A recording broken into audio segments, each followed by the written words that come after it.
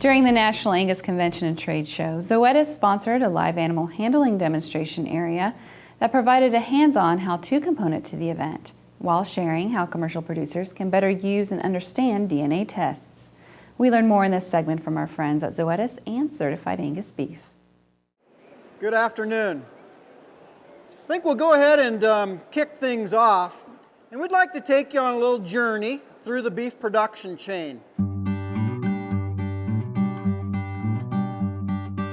We partnered with Zoetis and Angus Genetics Incorporated to do a kind of a combination of old school evaluation where we talked about phenotype, we talked about structure, and we talked about some of the basics still of live animal evaluation, and then we talked about the evolution of genomic tools. The theme of our meeting was Visions 2020.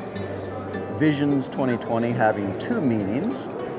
First, the vision for where we want to go in the next 5 years, relative to both the genomic predictions that we have on animals as well as their visual appraisal, and then also just thinking about what we need to do to best position our operations between now and the year 2020. Well, we started by working our way up the supply chain from the consumer and carcass to fed cattle and feeder cattle, then to commercial replacement heifer selection, commercial bull buying and selling from the breeder perspective, and then finally ended with seed stock females and how to use all the tools to front load genetic improvement from the seed stock producer downstream. We started with the discussion really about the consumer. We talked about kind of consumer trends. We talked about the growth in the Certified Angus Beef brand and how today we sell more boxed beef. A higher percentage of our boxed beef sales goes into prime and branded than does select. So a real paradigm shift in our beef marketplace. This is just genetic trend line for marbling EPD and $W. Okay? If you look within the data, the good news for us in the Angus business is we don't have this big genetic antagonism between marbling and any of these other economically important and relevant traits. So pretty exciting that we can focus on the consumer and build a better mama cow all at the same time. Well, we started by observing some steers that we had harvested earlier this year.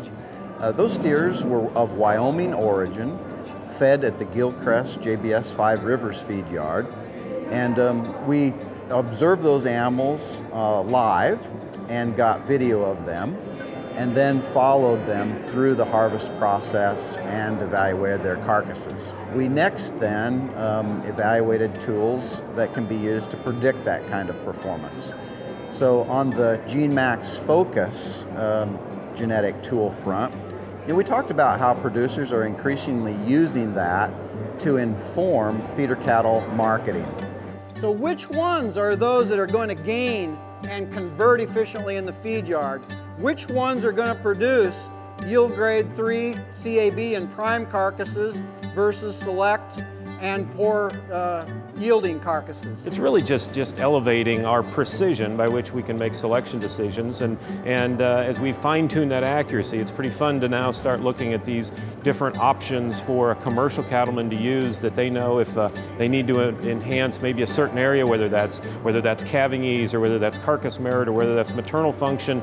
They've got tools that they can feel even more confident in using in their operation.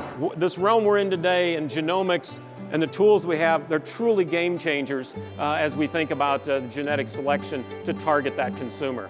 Visit Angus.org or Zoetis.com to learn more about how to use GeneMax. We'll be back with the Angus Report after this.